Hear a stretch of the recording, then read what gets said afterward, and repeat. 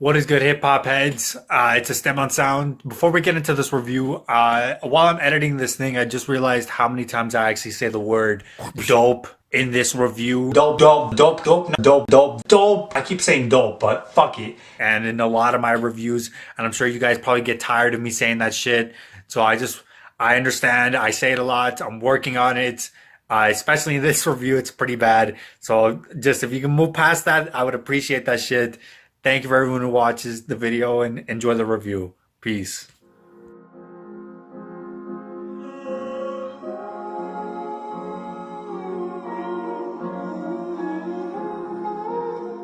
What is good, guys? It is Esteban Xound here with another album review. Now, I had to re-record this one because the last one, my head was chopped off in half, and I did not want you guys to be looking at a talking mouth for however many minutes. So I had to re-record this one because we love you and we want to get the best content out for you guys. So with that being said, before we get into anything, remember to subscribe, comment, like, and share the video. I appreciate everyone who's subscribed, who's commented, who's been interacting with the channel. Shout out to Twizzy, shout out to Nick, shout out to Ethan, shout out to everybody who interacts with the channel. I know I'm missing a couple people who always support, but I appreciate it. Appreciate everyone who's watching. With that being said, this is the Anderson Paak Oxnard album review. Going into the album, I'm a fan of Anderson Paak. Ever since the Compton album in 2015, hearing him on, I think it was the most featured artist on that album. Hearing him on all those songs with top tier lyricists, I was like, who the fuck is this guy? And I think that was the coming out party for a lot of us when it came to Anderson Paak. That was our first introduction. Maybe some of you guys heard him through his older projects, but that was my first introduction. So just off that Compton album, I was interested. I was like, who the fuck is this guy singing so soulful on here? And then he drops Malibu either later that year or the top of the next year. And this is what solidified my fandom for Anderson Paak. Because I was like, okay, this guy, not only can he work with the best, but he can also produce his own album. He's not waiting for Dr. Dre to release an album for me, put it out, and it sounds soulful, it's funky, it's all these different elements of music. So I was like, okay, this is interesting. And then he drops another project with Knowledge, the No Worries project. This guy, what can he not do? Now he's doing these lo-fi, soul chopping sounds. So he can work from anything from the biggest production to the most gritty production and anything in between. And then hearing him all these features that he's been on recently, I think he's become one of the best featured artists in the game today. Going into the album, I was super excited to see what we were gonna get. So on my first listen, I was listening to it on low level headphones, and I suggest you never ever fucking do that. It will ruin your experience. So I had to discard that listening session. I was like, okay, maybe I gotta just put it in the car and listen to it. So once I bumped it in the whip, I was like, okay, this is what the fuck this is supposed to sound like. I hear all the different tips and tricks that Dr. Dre is doing on the mixing and mastering of the album.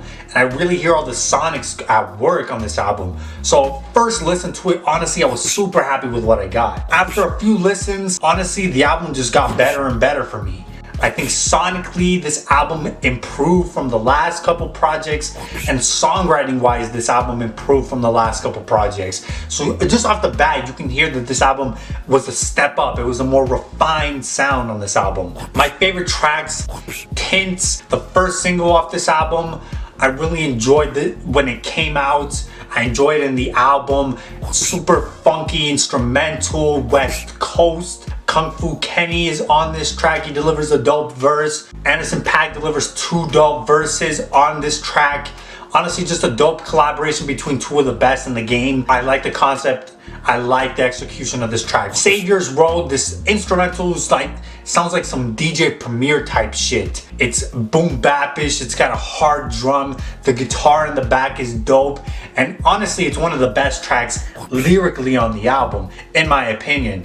I think Anderson Paak delivers a dope verse talking about selling weed and then being in that whole situation of pushing pounds, and then his mother going to prison and trying to get out of that situation. And I guess he alludes to God getting him out of that situation. So I think it was super dope for him to do that. One of the best tracks lyrically on the album. Mansa Musa, this is one of my favorite tracks on the album. Honestly, it sounds like a Compton leftover. It sounds very reminiscent of that sound of that album, but I think it still sounds dope. This is just some king shit. Coco Sarai delivers a dope verse. She comes in hard. Dr. Dre delivers a dope verse. He's on his king shit. And Anderson Paak delivers a dope verse as well. Obviously, a nod to Mansa Musa. I guess he was a king who was like the richest man on the earth from what I understand. So, you know, it's not the first time a rapper's talked about this, but it's dope. Anywhere, this is one of my favorite tracks on this album. Honestly, it's a throwback to the soul funk vibes of the 80s and 70s. Snoop sounds vintage on this track. It sounds like he never took he never does take a break. Snoop's always on tracks all the time, but Snoop sounds like he never went anywhere on this track. And honestly, the vocals are soulful on the hook. The bass line on here is monstrous. Cheers, a dope nod to Mac Miller and just Lost Friends in general. Q-Tip delivers one of my favorite verses on the album.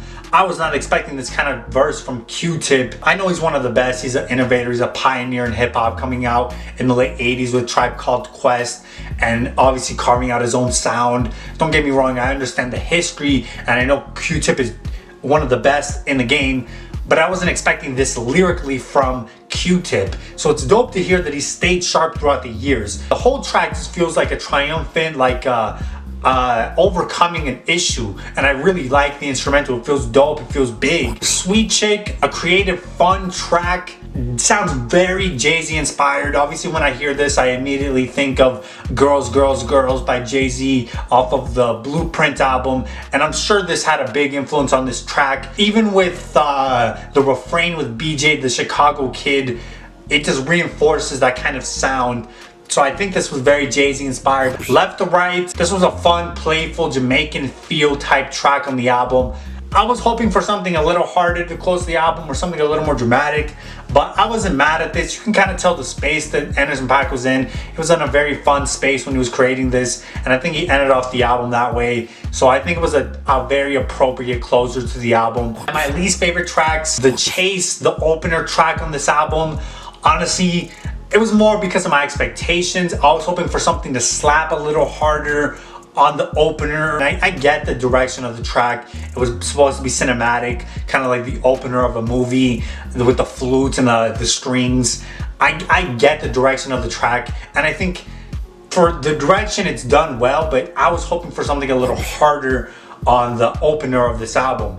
Same thing with Who Are You? Again, the second single on the album. This track feels like it's missing a bit of edge. Now, seeing him perform this on SNL, I thought it made me enjoy the track a little bit more. So I appreciate the track a little bit more, but it's still not one of my favorites. Overall, it's soulful, it's funky, it's gospel, it's hip hop. It's all my favorite elements of music combined into one cohesive album. And I think Anderson Paak and Dr. Dre just really craft a sound for this album. The songs feel bigger, the songs feel layered, the songs feel structured better, and the mixing and the mastering, I can't say enough on this album, is super well done. Honestly, it's not the most lyrical project out there, of course not, but sonically, it's one of the best projects out there. Honestly, if you're watching Anderson Paak, if you're watching, I doubt it, but it's possible. Keep combining soulful and hip-hop elements into your music. It's super dope. Keep featuring and collabing with some of the best artists in the game. I think it pushes your level of lyricism up, and I think it makes for great tracks. Keep pushing yourself as a songwriter and keep experimenting with song structures. I'm gonna appreciate this for a fucking while. I don't expect you to come out with anything for a minute. You can take a break. I'm gonna enjoy this shit for a minute. If I had to give this a rating, I would give this an 8.5 out of 10. Listen to it if you haven't listened to it. Remember to subscribe, comment, like, share the video. Follow us on Instagram and Twitter. I keep saying Instagram and Twitter. Esteban Xound on Instagram and Twitter. Sound Movement on Instagram and Twitter. And that's all I get to say in this one. Yes!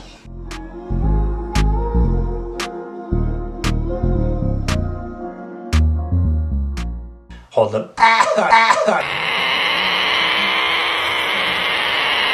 got some shit in my throat, so dry. This is one of my favorite tracks on this album.